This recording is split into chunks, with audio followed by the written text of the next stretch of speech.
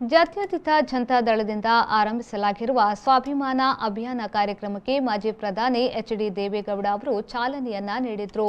ನಂತರ ಮಾತನಾಡಿದ ಅವರು, ದೇಶದಲ್ಲಿ ಇಷ್ಟೊಂದು ಮಟ್ಟದಲ್ಲಿ ದ್ವೇಷದ ವಾತಾವರಣ ಸೃಷ್ಟಿಯಾಗದಂತೆ ಎರಡೂ ರಾಷ್ಟ್ರೀಯ ಪಕ್ಷಗಳು ಅರ್ಥ ಮಾಡಿಕೊಳ್ಳಬೇಕು.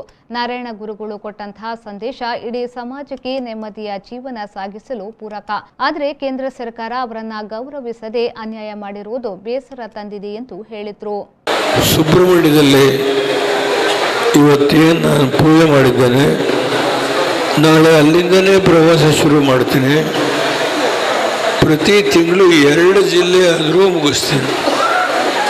ಪಕ್ಷ ಉಳಿಸ್ಬೇಕು ಅನ್ನೋ ಹಂಬಲ ಇದೆ ನನಗೆ. ಒಂದು ಪ್ರಾದೇಶಿಕ ಪಕ್ಷ ಯಾಕೆ ಇರಬೇಕು ಅನ್ನೋದ್ರ ಬಗ್ಗೆ ನಾನು ತುಂಬ ವಿಶ್ಲೇಷಣೆ ಮಾಡಬಲ್ಲೆ. ಈಗ ಅದರ ಕಾಲ ಭಾಳ ಕಡಿಮೆ ಇದೆ, ನಿಲ್ಲಿಸ್ತೇನೆ. ಬರ್ತೇನೆ, ಮತ್ತೆ ನಾನು ನಿಮ್ಮ ಜೊತೆಲೇ ಇರ್ತೇನೆ.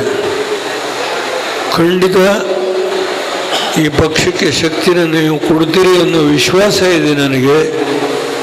ಆ ಕೆಲಸನ ಮಾಡಲಿಕ್ಕೆ ನಮ್ಮ ವೇದಿಕೆಯಲ್ಲಿ ಕೂತಿರತಕ್ಕಂಥ ಮುಖಂಡಗಳೆಲ್ಲ ಏನಿದ್ದಾರೆ, ನೀವೇನಿದ್ದೀರಿ, ನಿಮ್ಮ ಸಹಕಾರದ ಪಕ್ಷವನ್ನು ಮತ್ತೊಮ್ಮೆ ದಕ್ಷಿಣ ಕನ್ನಡ ಜಿಲ್ಲೆಯಲ್ಲಿ ನಿಮ್ಮ ಆಶೀರ್ವಾದದಿಂದ ಅಧಿಕಾರಕ್ಕೆ ತರಲಿಕ್ಕೆ ಶಕ್ತಿ ಮೀರಿ ಪ್ರಯತ್ನ ಮಾಡ್ತೀನಿ.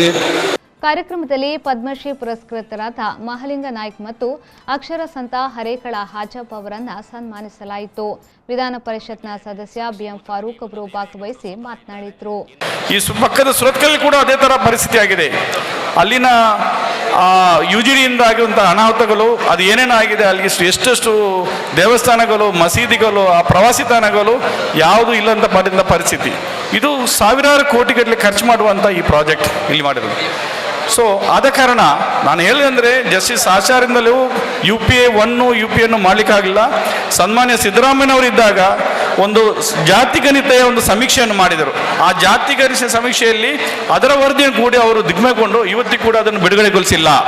ಯಾಕಂದರೆ ಅದರಲ್ಲಿ ಕೂಡ ಅಲ್ಪಸಂಖ್ಯಾತರ ಸುಮಾರು 80 ಲಕ್ಷ ಕೋಟಿ ಇದ್ದಾರೆ ಈ ರಾಜ್ಯದಲ್ಲಿ ಇದ್ದಾರೆ ಅಂತ ಹೇಳಿ ಅದನ್ನು ತಂದಿಲ್ಲ. ಇಂಥಲ್ಲಿರುವಾಗ ಈಗ ನಾವು ಇದನ್ನೆಲ್ಲ ನೋಡಿ ನಾವು ಯೋಚನೆ ಬೇಕಾಗೋದು, ನಮಗೆ ಒಂದು ಪರ್ಯಾಯ ಪಕ್ಷ. ಆ ಪರ್ಯಾಯ ಪಕ್ಷ ಇರುವುದಂದ್ರೆ ಅದು ಜಾತ್ಯತೀತ ಜನತಾದಳ. ಬಹುಶಃ ಕುಮಾರಸ್ವಾಮಿ ಅವರು 2 ಸಲ ಮುಖ್ಯಮಂತ್ರಿ ಆದ ಕೂಡ ಒಂದು ಒಳ್ಳೆಯ ಒಂದು ಅಡ್ಮಿನಿಸ್ಟ್ರೇಟಿವ್ ಕೊಟ್ಟಂತ ಒಂದು ವ್ಯಕ್ತಿ. ನಜೀರ್ ಉಳ್ಳಾಲ್ ಪ್ರಾಸ್ತಾವಿಕವಾಗಿ ಮಾತನಾಡಿದರು. ಇಂಚಿಗಿ ಎಂದು ಪ್ರಕೃತಿಯ ಏರಿಳಿತವನ್ನು ಪದಗಳಲ್ಲಿ ಮನುಷ್ಯ ಮನಸ್ಸುಗಳಿಗೆ ಅರುಹಿಸುತ್ತಾರೆ.